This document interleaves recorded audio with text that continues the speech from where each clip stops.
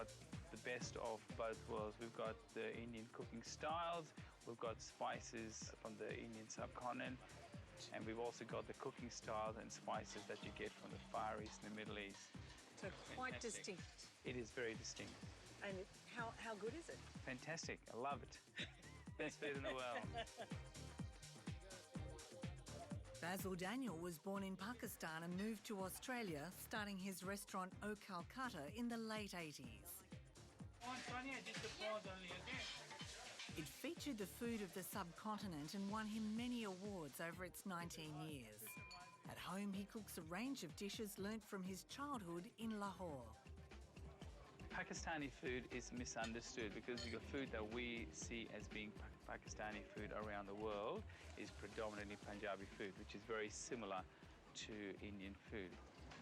I guess the main difference between Pakistani and Indian cooking is we are meat-based and the Indians are a lot more vegetarian. But a big component of our cuisine is the pulses, is the breads and the rice. And they're the basics that we use, and add the red meats to it. So in Pakistan, would you only eat Pakistani rice?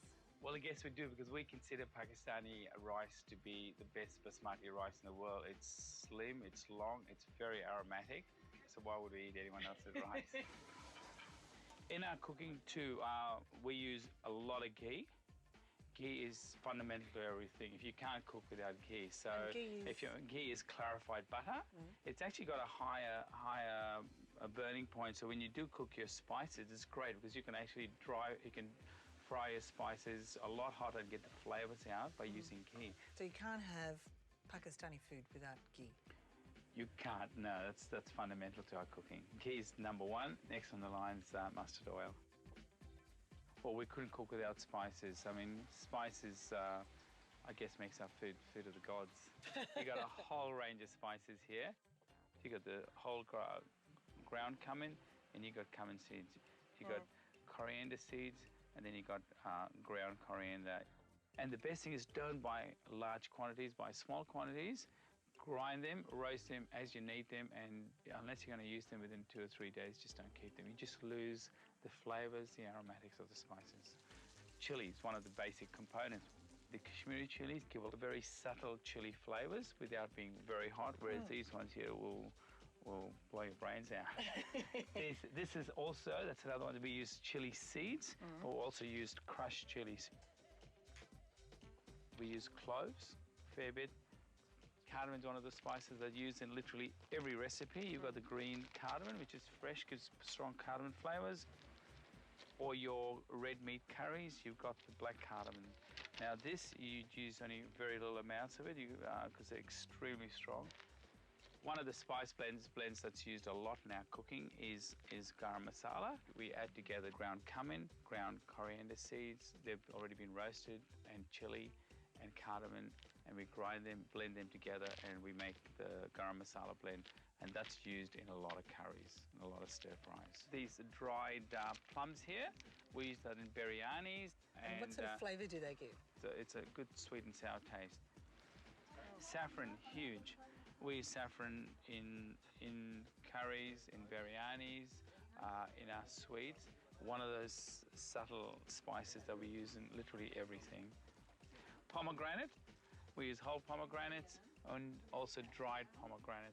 Again, you've got that sweet and sour taste, which is beautiful, but it's got a nuttiness about it as well, which is magnificent.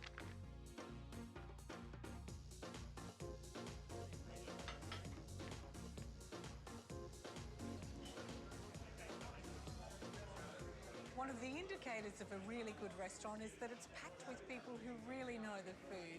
The big draw card here for Pakistani expats and locals is a slow-cooked dish called halim, king of curry. Halim is a mix of pulses, grains, meat and spices cooked slowly, up to 6 hours to make a rich, thick, satisfying dish. Javed Chowdhury says he was the first in Australia to open a Pakistani restaurant. He's still going strong 30 years later. One of the dishes always on his menu is halim. It's a true taste of Pakistan. You can get you go to any street, you will find out the halim. Javed combines chana dal, barley, urad dal, red lentils and mung dal and leaves them to soak overnight. Yeah. Want to wash first.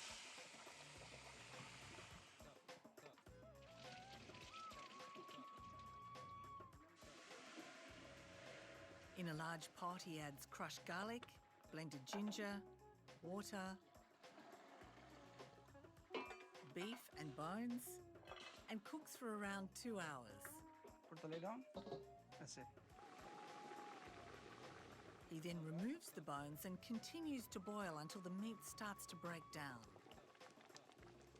You can see that the pieces there. Yeah, beautiful shreds of meat. It smells good cooking, doesn't Yeah. it? Once the meat is blended completely, he adds ghee, Just touch saffron. That's all. saffron colour, Beautiful yellow colour. Yeah. ground fenugreek, 2 spoons of that. salt, Now you can give me coriander, please. coriander powder, cumin powder, curry powder mixed with dried curry leaves, and a spice blend called chat masala, which is hot and tangy with dried mango powder and ginger. He then adds fried onion. No, I should use the big spoon. Ah. Does that double as a polo mallet? Yeah. We just add the garam masala and that's it, it's ready. And finally, a few spoons of garam masala right at the end for extra flavour.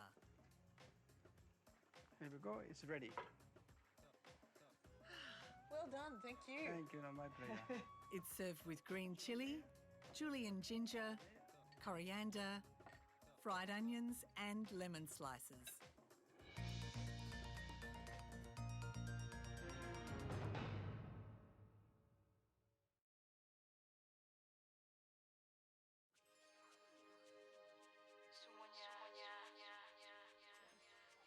The queen of dishes is the impressive biryani. There are many versions of this spiced rice and meat dish across Pakistan.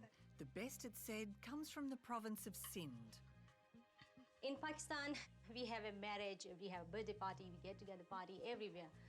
Especially, we make biryani. Everybody loves So it. that's the dish of celebration. Yeah, that's Yeah. fine. Sonia Kayani is a most unusual woman. She trained as a chef in one of the Pakistani five-star hotels, joining a largely all-male kitchen brigade. In Australia, she heads the kitchen at O Calcutta and loves cooking traditional food for her family.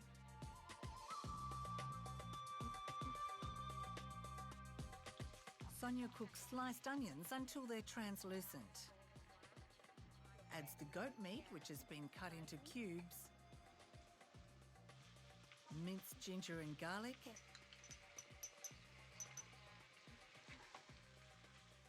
and some natural yogurt. This is very good. Some cloves, not too much because it's really strong flavor. Cardamom, green cardamom, maybe 5, 6. And this is a cinnamon stick. Good smell and looks beautiful, no? That's lovely. That's why I put it in.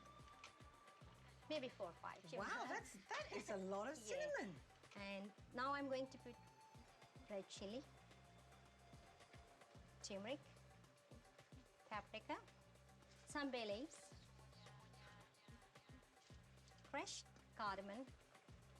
This is cumin powder, and this is coriander powder, cumin seeds whole, and black pepper. This is black cardamom, but this is very strong flavors, so you cannot use too much.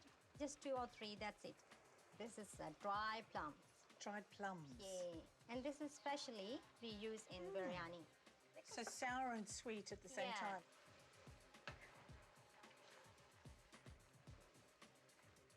Sonia then adds a cup of water, along with some large green chilies and a good sprinkling of salt. The curry cooks slowly for 45 minutes. In the meantime, she cooks basmati rice that she's soaked for half an hour at a rapid boil with a few cardamom pods. Half the rice is put to one side.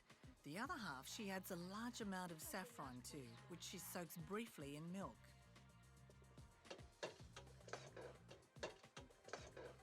You have to show the yellow color. And you have to show the saffron as well. And you can see here, you can see it's ready now. And this is tomato, coriander, mint, and green chili. I have to cook this 5 to 10 minutes. Look, so nice rice. It does, and it smells really lovely with the cardamom in it too. You feel hungry? Absolutely. Oh, my mouth's all watering. Following the layer of goat curry, she adds a layer of the saffron rice, handfuls of fresh mint leaves, chopped tomato and green chilli. Then studs the lot with boiled potato, another layer of plain rice, saffron rice, and onion rings fried to dark brown and caramelised. Then more mint, tomatoes and chilli. Garnishing. And this is sultanas. Some almonds, walnuts and cashews. God, that is amazing. This is ready now. Really? And yeah. And you serve straight away? Yeah, we can serve straight away. Oh. Kacambar, red onions and vinegar, some lettuce as well. And this is mint sauce. Yogurt, mint and cumin and just a little bit salt.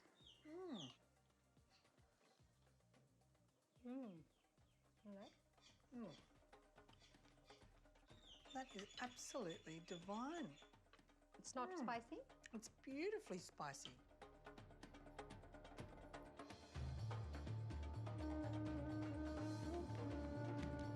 Pakistan is the birthplace of the tandoor, the cylindrical clay oven that's spread from the Punjab region to Central Asia and across the Middle East.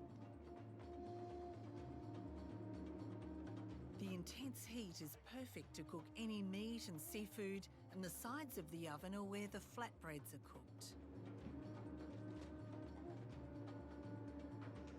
Pakistan's divided into those who like bread with their meal and those who like rice. And if you have a tandoor, the bread that comes from it, crispy on the bottom, soft on the top, is the best thing in the world. That's true. That's true. The two main types of bread are roti and naan. Roti is an unleavened water-based bread, while naan is made with yeast and usually has milk or yogurt added to give it a richer consistency. For those who eat with bread, there's only one way to enjoy a Pakistani feast, and it's without knives and forks. Legendary fast bowler Waqar Younis, who now lives in Australia, loves eating with his hands. It's nice, isn't it? That's good.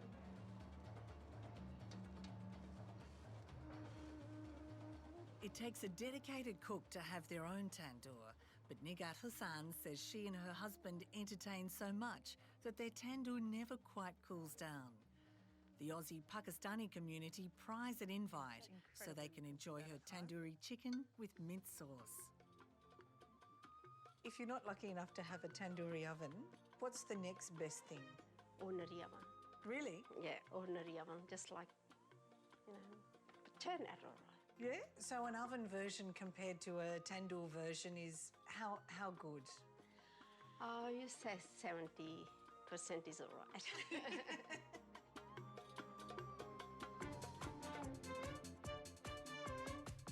I get the plain yogurt, I add the ginger, then I get the garlic paste, then I get the tandoori paste, food colouring, cumin seeds, coriander powder, garam masala. And garam masala is quite strong flavour, so you don't put too much.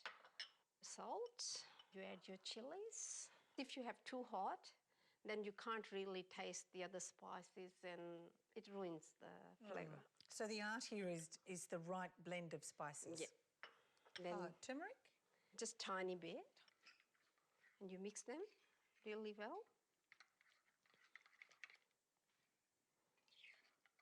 And with the Pakistani cooking, we usually mix it by hands. Ah, good. So that's if you really want to go through, you know, the spices into meat, you have to use your hands. There's only, yeah. If you marinate for 2 nights, it'll be a little bit better. That smells so beautiful too. And it's very easy. It is, isn't it? It's very easy. That's the easiest meal you can cook. Tandoori chicken using thigh fillets can also be cooked on a rack in a very hot oven. Just thread it through, do Thread you? it through so it doesn't fall off in the oven. Yeah. Now, you said normally your husband does this. Yeah, he does that. So it's the same in Pakistan. The men are at the barbecue. Yeah, that's right. All right, the other one is ready. That's going to give you beautiful flavour, the cold flavour. And it's really nice and healthy because you're not using any oils. You just have to turn it around a little bit. All right, that's ready. That looks so amazing, doesn't it? The front bit. Ooh. That is incredible. You can do that at home. It's ready. Ready?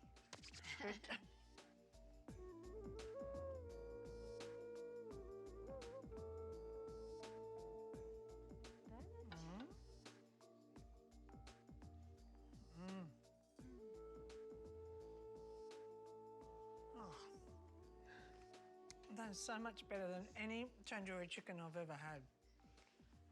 Thank you. Thank you so very much.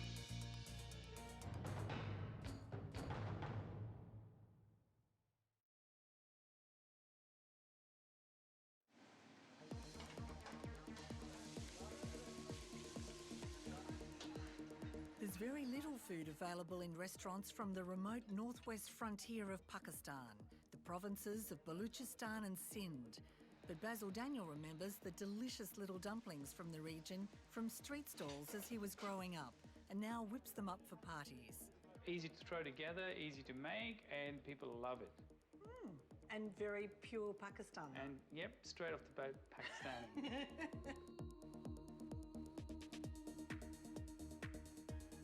Just a tad bit of oil, not too much. Vegetable? Vegetable oil. If you had ghee, ghee would be the traditional thing to do. Next, I'll add the mince and brown the mince. Just waiting for the water to reduce a bit, and I'll add the onions, and we'll brown the onions. Add the garlic, salt, and I've got the ground coriander, ground cumin, a little bit of chili. It's really important that the spices cook, otherwise you get that yucky raw spice taste.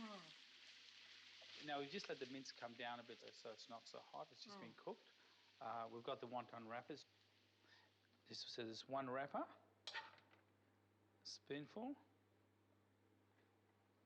in the middle.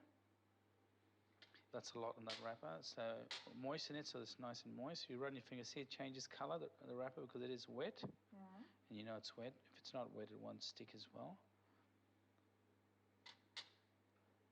Okay, pinch opposite corners in the middle and just pinch them and run your finger slightly down the end of that. Bring this over and just pinch it slightly, just over the top of that. Bring this over and pinch it slightly just over the top of it. And just a nice tight pinch so it actually stays together. So there you go, you got the little mantu there. Well, you've done your first mantu. Thank you. Try to keep the top not as thick so that it doesn't take as long to steam.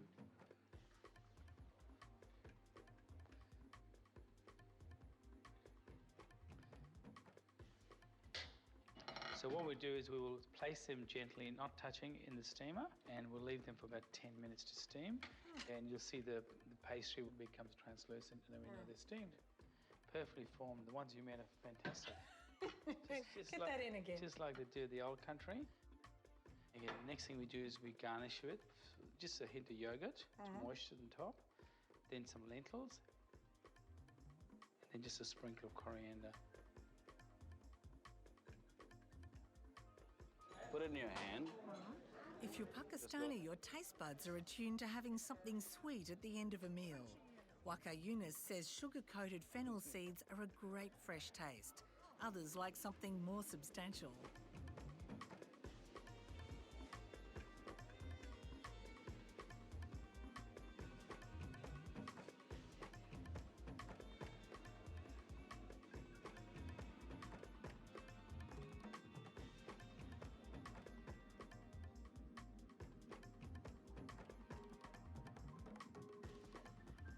Samara Chima learnt how to make carrot halva, but says her mum's is still better. When I go out to dinner, I look at the sweets menu before I look at the main meals, and then I decide whether I'll have an entree or a main based on the sweets. Same. Yeah.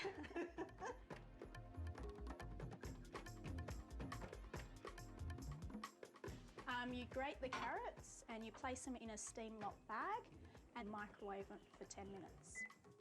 Okay, so now that the carrot is done, we remove it. Now, whilst we let that cool down a little before opening it, we'll put the ghee into the pan. Now we've got the pan on high to allow the ghee to melt. 6 or 7 cardamoms, and we crush it, just so we can get the peels off and remove the cardamom from the inside. Gently pull it away. Okay, so then we just pour it into the oil and we just stir it. You just let it fry for a few seconds. We just allow the flavours to come out. Then we pour the carrot in. So what we're doing, we're just allowing the oil to cook through and eventually the oil will separate itself from the carrots. So we've got some almonds and pistachios and we cut them up in even pieces and then we just pour it on and mix it through. I think a sweet lover could, justify this anytime, don't you reckon? Oh yes, I've got great justification for this. So what we do now is add the sugar to make the sweet sweet and just mix that through. You take a tablespoon of ghee. Samara makes a cheats version of the reduced milk needed for the recipe using ghee softened in the microwave, cream and milk powder. Just slightly mix that through. Oh, look at that. We pour it into the mixture and mix it through on high.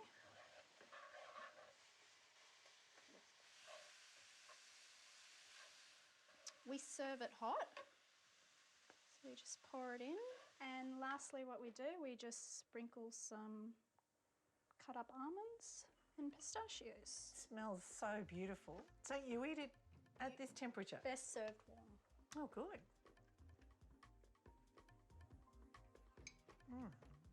What do you think? That's really nice. Yeah? I was sort of thinking it'd be like carrots that you have at main course, but this is completely different. And Changes very it is. sweet too. It's yummy.